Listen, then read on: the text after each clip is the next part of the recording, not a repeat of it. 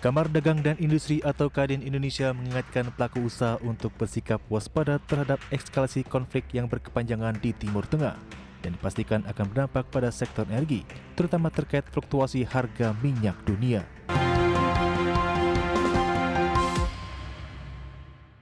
Pemirsa, Kadin Indonesia mengingatkan pelaku usaha untuk bersikap waspada terhadap eskalasi konflik yang berkepanjangan di Timur Tengah. Kadin menyarankan pelaku usaha untuk segera melakukan langkah efisiensi guna menekan biaya-biaya operasional yang kini sulit dikendalikan. Kamar Dagang dan Industri atau Kadin Indonesia mengingatkan pelaku usaha untuk bersikap waspada terhadap eskalasi konflik yang berkepanjangan di Timur Tengah dan dipastikan akan berdampak pada sektor energi, terutama terkait fluktuasi harga minyak dunia. Menanggapi situasi tersebut, Ketua Umum Kadin Indonesia Anindya Novian Bakri menyarankan pelaku usaha untuk segera melakukan langkah efisiensi guna menekan biaya-biaya operasional yang kini sulit dikendalikan. Tak hanya itu, Kadin juga berencana melakukan tinjauan ulang terkait outlook perekonomian dalam waktu dekat, mengingat gangguan geopolitik saat ini tidak bisa dianggap sebagai fenomena sesaat. Kita mesti hitung baik-baik, tapi memang mau tidak mau di dunia usaha mesti melakukan efisiensi. Ya, karena tentunya ada biaya-biaya yang tidak bisa dikendalikan. Ya kan?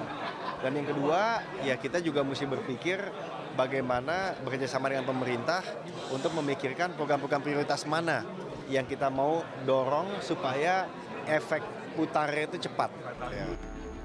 Terkait gangguan pada arus perdagangan, Anindya mengakui meski laporan spesifik mengenai hambatan ekspor belum difinalisasi, keluhan mengenai rantai pasok sudah mulai bermunculan. Bahkan beberapa perusahaan terpaksa mengambil langkah force majeure akibat terputusnya distribusi bahan baku atau logistik. Dari Jakarta, Tim Liputan IDXNO.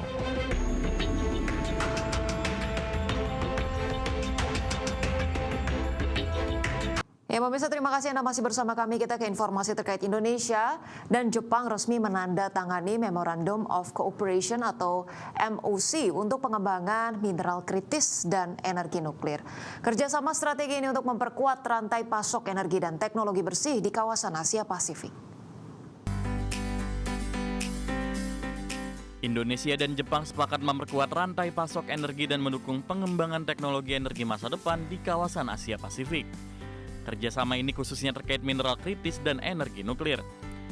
Hal ini ditandai dengan penandatanganan Memorandum of Cooperation atau MOC yang dilaksanakan dalam rangkaian Indo-Pacific Energy Security Ministerial and Business Forum di Tokyo, Jepang.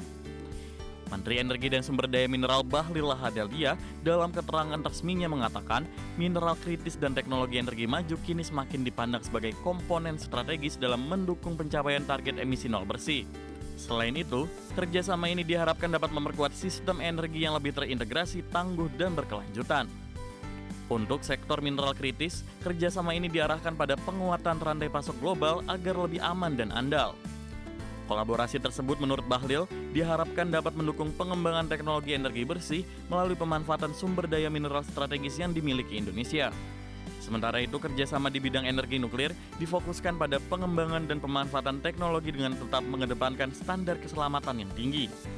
Melalui kerjasama ini, Indonesia berpeluang memanfaatkan pengalaman dan teknologi Jepang dalam pengembangan solusi energi rendah karbon.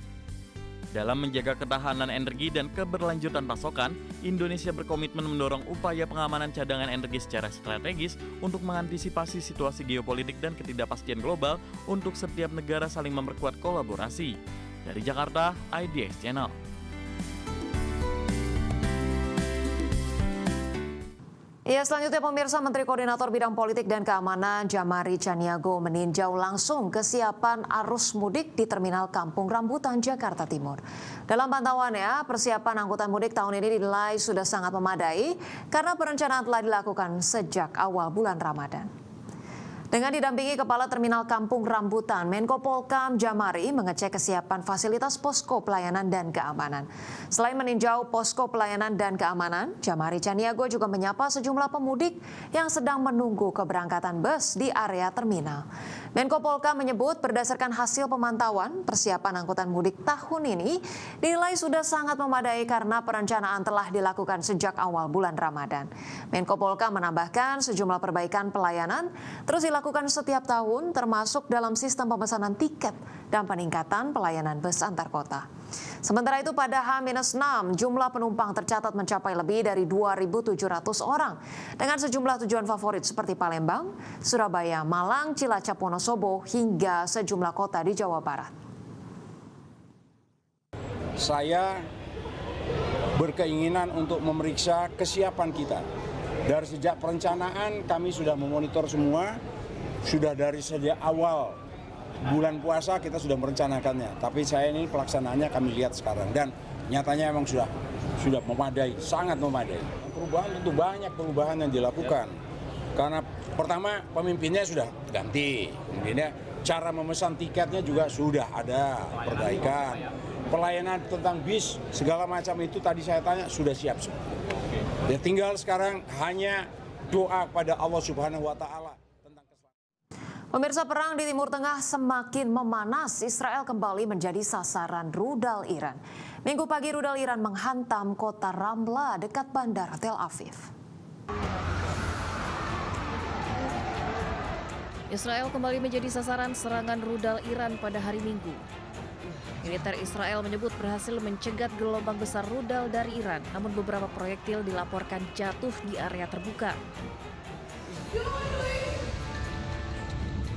Hasilnya pecahan dari sistem pencegat rudal jatuh di kota Ramla yang berada di wilayah tengah Israel hingga memicu kebakaran.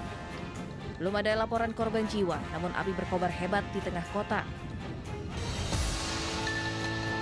Dampak dari kota Ramla yang terbakar membuat bandara di Ben Gurion tutup. Sirine peringatan bahaya juga terdengar di tiap sudut bandara yang kosong, tak ada satupun penumpang. Pemirsa, pemimpin spiritual tertinggi Iran, Mojtaba Khamenei, mengancam akan terus menutup jalur pelayaran Selat Hormuz.